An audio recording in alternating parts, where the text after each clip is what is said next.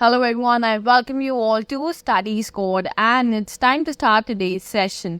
आज के सेशन में हम कवर करेंगे आपकी डेली न्यूज एनालिसिस जो होने वाली है फ्रॉम द हिंदू. देन हम कवर करेंगे आपका करंट अफेयर का पोर्शन एंड लास्टली आपका वोकैब का part.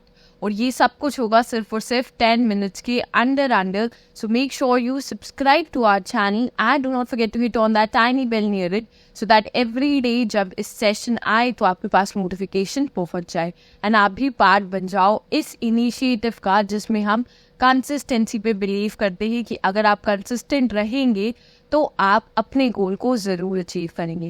With that being said let's start today's session.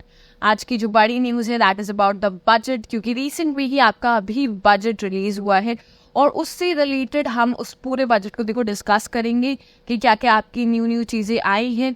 अब देखो आपका जो बजट था कि कटा है सब में बटेगा, थोड़ा हर जगह आप देखोगे कोई सेक्टर है जहाँ पर आप देखोगे कि राइज देखा गया है in investment and there certain sectors जहाँ पर आपका डिक्लाइन भी देखा गया कि वहाँ पर आपकी इन्वेस्टमेंट कम देखी गई. जो आपके लिए इम्पोर्टेंट है वो सब बातें हम यहाँ पर डिस्कस करेंगे. देखो सबसे पहली चीज़ जो आई है कि आपका जो पर्सनल इनकम टैक्स का स्लैब है वो चेंज हो गया है, वो रिवाइज कर दिया गया है. आप यहाँ पर देख सकते हो इसी इमेज में the old slab and the new slab. अब देखा गया यहाँ पर जो आपका इनकम टैक्स का स्लैब था वहाँ पर आपको इंक्रीमेंट देखने को मिली है. ठीक है, थोड़ा सा आपको ज़्यादा इंक्रीमेंट देखने को मिलेगी यहाँ पर विच यू कैन सी कि पहले आपका अगर 2.5 लाख तक की थी आपकी सैलरी या income then 0% you had to pay. And आप देखा गया कि आपको 3 लाख में भी आपको 0% होगा, 3 to 6 लाख के बीच में आपको 5% पे करना पड़ेगा. यहाँ पर पिछली बार था आपका 2.5 से 5 के बीच में 5% आपको पे करना पड़ता था. Then we have 6 to 9 lakh के बीच में 10% देना पड़ेगा, 9 to 12 लाख के बीच में 15%, 12 to 15 के बीच में आपको 20% एंड 15 लाख से प्लस अगर आपकी सैलरी है देन आपको 30% टैक्स पे करना पड़ेगा to the government. Okay, next देखो आप यहाँ पर अच्छी सी और ज़्यादा डिटेल में आपका ये टैक्स स्लैब दिखाया गया है. आप इसे देख सकते हो. यहाँ पर आपने कैटेगराइज भी कर रखा है कि इंडिविजुअल जिनकी एज बिलो 60 है that are age 60 to 80 and जो आपके सीनियर सिटीजन है उनको कितना टैक्स पे करना पड़ेगा. तो इसके अकॉर्डिंग भी आपको यहाँ पर डेटा शो करा गया है, PDF मिलेगी, आप वहाँ पर जाके देख लेना एक बार. ओके, नेक्स्ट आते हैं. अब जो आपकी इंपॉर्टेंट चीज़ आई है वो है 5 new schemes to add job creation. अब जो आपका अनएम्प्लॉयमेंट है उसे टैकल करने के लिए 5 आपकी नई स्कीम्स आएंगे. देखो एम्प्लॉयमेंट के लिए काफ़ी ज़्यादा आपकी स्कीम्स आती ही रहती है because it's a major issue in India we are talking about and इसीलिए इन्होंने ये अपनी 5 न्यू स्कीम्स लेकर आएंगे. देखो जो आपकी मेन स्कीम्स है इनका मेन पर्पस ये है कि यहाँ पर इन्होंने EPFO को थोड़ा सा कंसिडर करा है कि अगर आप EPFO में इनरोल करोगे तो आपको बेनिफिट्स मिलेंगे उसके अकॉर्डिंगली. ओके, आप let's read the data first. The union budget has proposed 5 schemes with an outlay of 2 lakh crore to generate jobs for the youth. So इनको 2 लाख करोड़ जॉब्स आपकी बनानी है एंड इसलिए आप देख सकते हो इतने अमाउंट इन्होंने इन्वेस्ट किया है. अगर आपने देखा होगा कल का सेशन जिसमें हमने इकोनॉमिक सर्वे की बात करी थी तो देखो उन्होंने बोला था या उन्होंने जो सजेस्ट किया था what they had suggested was कि अगर इंडिया 80 लाख के अराउंड जॉब्स आपकी एनुअली निकालता है या एनुअली जॉब्स प्रोवाइड करता है देन जो आपका अनएम्प्लॉयमेंट का जो फैक्टर है वो बाय 2030 आपको ये अनएम्प्लॉयमेंट का इश्यू से डील करने की ज़रूरत नहीं पड़ेगी, ये प्रॉब्लम सॉल्व हो जाएगी. ओके, अब इसे काउंटर करने के लिए ही इन्होंने स्कीम निकाली है और इसमें इन्होंने अच्छा खासा अमाउंट भी इन्वेस्ट करा है that is around 2 lakh crore. Okay, let's discuss this schemes now. पहली जो स्कीम है the scheme will provide 1 month wage to all newly employed workers in all formal sectors. So all formal sectors की बात कर रहे हैं हम यहाँ पर. The direct benefit transfer of 1 month's salary in 3 installments to first-time employees as registered in the EPFO will be up to 15,000. The eligibility limit will be salary of 1 lakh per month. So अगर आपकी salary 1 lakh per month है तब आते हो आप इस slab पे. Okay, so this thing is also considered.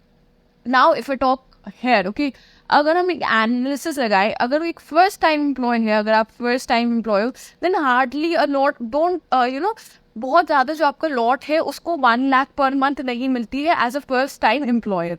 That comes after a certain time. So यहाँ पर इन्होंने जो बोला है कि अगर आप फर्स्ट टाइम एम्प्लॉयज हो, मतलब न्यूली एम्प्लॉयड वर्कर्स हो, तभी आपको ये बेनिफिट मिलेगा. ओके, नेक्स्ट स्कीम पे आते हैं. Second scheme proposed will incentivize additional employment in the manufacturing sector. तो अब हमने मैन्युफैक्चरिंग सेक्टर पे फोकस करना स्टार्ट कर दिया है. Link to the employment of first time employees with respect to their EPFO contribution in the first 4 years. अब यहाँ पर जो ये स्कीम आई है वो आपका जो मैन्युफैक्चरिंग सेक्टर है उसे इंक्रीज करने के लिए आई है, ताकि जो आपको मैन्युफैक्चरिंग सेक्टर है वो ग्रो करे. देखो, अगर आप फॉलो करते हो, एनालिसिस देखते हो, तो आपको पता होगा कि एट प्रेजेंट जो इंडिया का हमारा सिचुएशन है, प्राइमरी में अगर हम बात करें तो वी हैव फार्मिंग, राइट. हमारा एग्रीकल्चर है, फार्मिंग कह दो या फिर आप एग्रीकल्चर कह दो, जो टॉप आपको कंट्रीब्यूट करता है आपकी इकोनॉमी में. नेक्स्ट हमने बनाया अपना सर्विस सेक्टर. सर्विस सेक्टर हमारा अच्छा कंट्रीब्यूट कर रहे हैं. अब आपका आईटी सेक्टर काफ़ी ग्रो कर गया है. एंड लास्ट में आता है आपका मैन्युफैक्चरिंग सेक्टर, जो अभी तक हम ग्रो नहीं करवा पाए हैं उस स्टेज पर जहाँ पर रिक्वायर्ड है. अगर आप मैन्युफैक्चर नहीं करोगे अपनी खुद की कंट्री में, देन आपको बहुत ज़्यादा इम्पोर्ट्स पे डिपेंड करना पड़ता है, राइट. एंड इसी प्रॉब्लम को टैकल करने के लिए इन्होंने सेकेंड स्कीम लेके आई है, which is very good. Next आते हैं हम थर्ड स्कीम पे. The third scheme will cover additional employment in all sectors and the government will reimburse employers up to 3,000 per month for 2 years towards their EPF contribution for each additional employee. अब देखो, ये आपके employers के लिए आई है.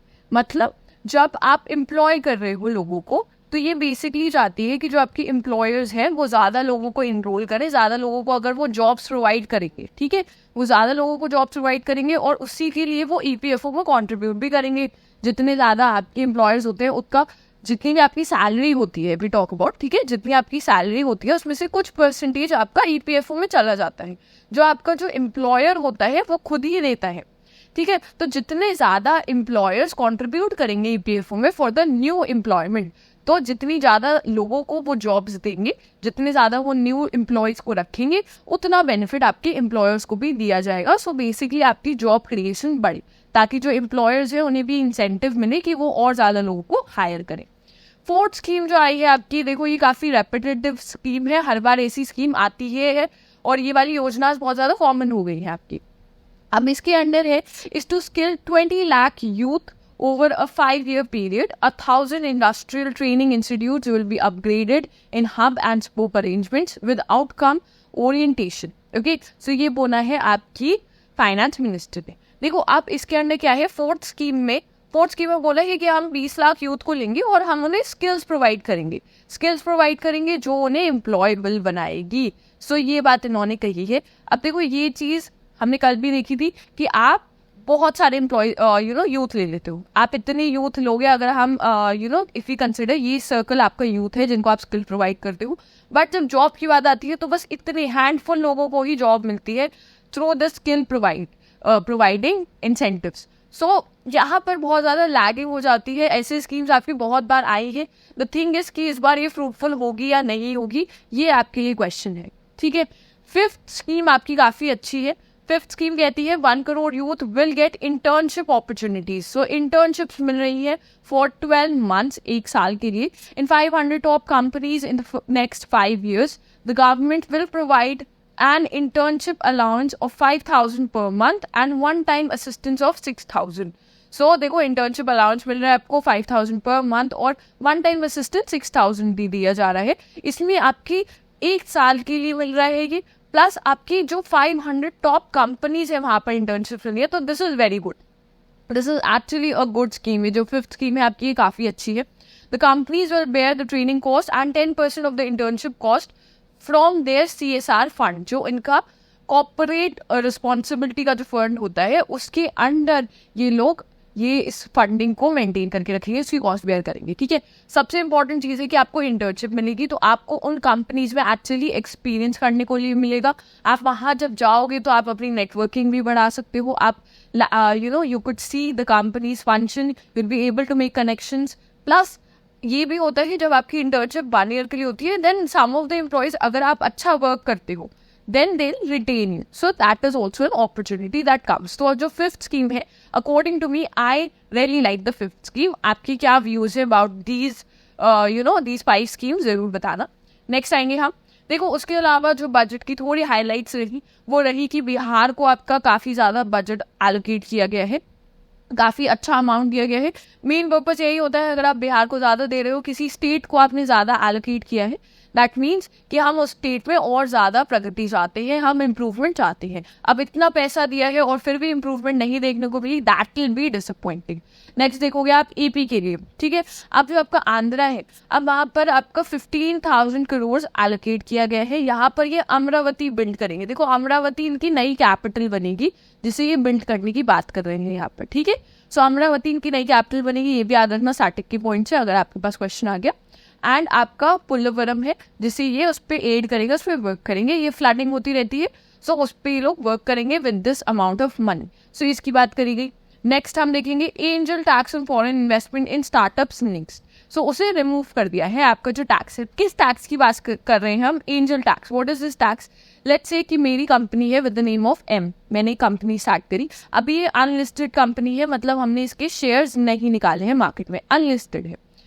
Let's say हम बाद में जाके इसके शेयर्स निकाल लेते हैं। हमारी जो कंपनी है ये एम, और यू कुड से कि हमारा जो ये चैनल है this be converted into a company and उसके हमने शेयर निकाले। अब जिसकी एनुअल प्राइस आप देखोगे कि इट्स अराउंड 100 रुपीज़ का हमने प्राइस रखा। और जो हमारे इन्वेस्टर्स है, जो हमारे इनिशियल इन्वेस्टर्स हैं, हम उनकी बात करें, ठीक है। तो जो इन्वेस्टर्स आते हैं, जैसे आप इन्वेस्ट करते हो, तो जब हमने शेयर निकाला तब हमने उसका प्राइस रखा अराउंड 200 रुपीज़, हमने उसका प्राइस रख दिया। तो अब यहाँ पर आप डिफरेंस देख रहे हो ऑफ ₹100, राइट। दिस ₹100 का जो है आपका डिफरेंस, उस पर आपका टैक्स लगता था। तो इस टैक्स को रिमूव कर दिया गया है, इस टैक्स को हटा दिया गया है। रीज़न काफ़ी सिंपल है। अगर आप ये टैक्स हटा देते हो तो जो आपके इन्वेस्टर्स हैं दिल फील मोर कंफर्टेबल, उनको लगेगा कि हाँ ठीक है हमें इन्वेस्ट करना चाहिए, वो ज़्यादा कंफर्टेबल हो जाएंगे आपकी, ठीक है। जैसे हम लोग जैसे इन्वेस्टर्स इन्वेस्ट करना चाहेंगे, क्योंकि then we might not feel कि ओके हमने एक तो कंपनी शेयर भी बाय करा, हमने उस पर टैक्स भी दिया, so that is a good thing. Plus जो आपकी कंपनीज है या जो इनिशियल लेवल की आपकी कंपनीज है उसमें आपकी इन्वेस्टमेंट भी बढ़ेगी। So that is a good thing that has come up. Next आएंगे हम बजट का ब्रेकडाउन। आप यहाँ पर इमेज देख सकते हो इसकी। देखो आप काफ़ी चीज़ें हुई। अगर आपने स्टेट्स को ज़्यादा दिया, जैसे हमने स्टेट्स में थोड़ा ज़्यादा आपका इन्वेस्ट किया, तो इस बार देखा गया कि जो आपका डिफेंस सेक्टर है, डिफेंस सेक्टर में आपको कम हो गया है।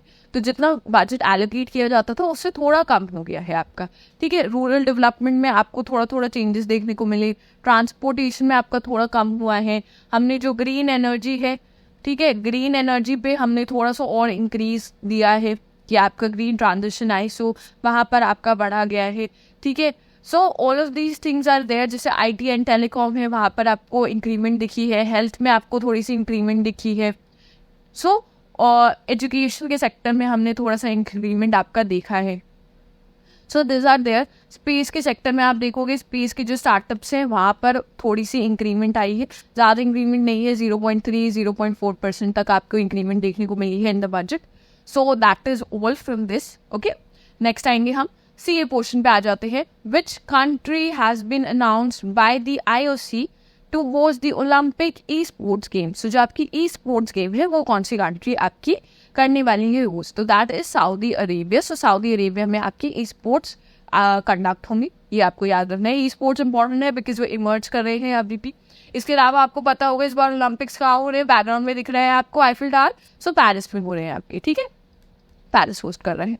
नेक्स्ट आ जाते हैं, यहाँ पर आप सऊदी अरेबिया देख सकते हो। इंपॉर्टेंट चीज़, ट्रॉपिक ऑफ कैंसर आपका सऊदी अरेबिया से पास करता है। यहाँ पर रियाद है इसकी आपकी capital, so that is important. Red sea है आपका यहाँ पर, ठीक है। गल्फ ऑफ ईडन है नीचे, विच इज़ इम्पॉर्टेंट। येमन है यहाँ पर, येमन में हाउदीज की सिचुएशन आपको पता होगी। So that is all there. आप यहाँ पर देख सकते हो जो भी इसकी नेबर्स है, एक बार ज़रूर अच्छे से देखना। देखो कभी कभी क्वेश्चन आ जाते हैं नेबर्स पे। नेक्स्ट आएंगे हम, who recently surpass Smriti to become India's highest T20I run getter. So किसने इन्हें सरपास किया है? दैट इज हरमनप्रीत कौर ने इन्हें रिसेंटली सरपास कर दिया है in T20 run getter. Okay, name आपके लिए इंपॉर्टेंट है यहाँ पर। नेक्स्ट आएंगे, which country hosting the COP29 okay this year has announced the creation of a climate finance action fund. So climate finance action fund की बात की जा रही है। COP29 होने वाला है आपका, कौन सी कंट्री होस्ट कर रही है? अजरबैजान आपकी होस्ट कर रही है, ठीक है, अजरबैजान होस्ट कर रही है। उन्होंने रिसेंटली बोला है climate finance action fund create करेंगे लोग। इसके अलावा आप मुझे कमेंट्स में बताओगे कि COP आपका 28 कहाँ पर हुआ था, ओके, ये आप मुझे कमेंट्स में बताओगे। नेक्स्ट आते हैं टॉप 4 वर्ड्स फॉर टुडे पे। First word is accrue, which is to increase over a period of time. Then we have sundry, including many things of different kinds. काफ़ी अलग अलग चीज़ें. Then we have unequivocal, which is leaving no doubts. Then we have convoluted, which is extremely complicated and difficult to follow. Lastly हम आ जाएंगे question for the day पे. I hope you all answer this in the comment section. And अगर आपने यहाँ तक session देखा है, then make sure you like this session. You share the session with all your friends and do not forget to subscribe to our channel. With that, we'll end the session here and thank you for watching.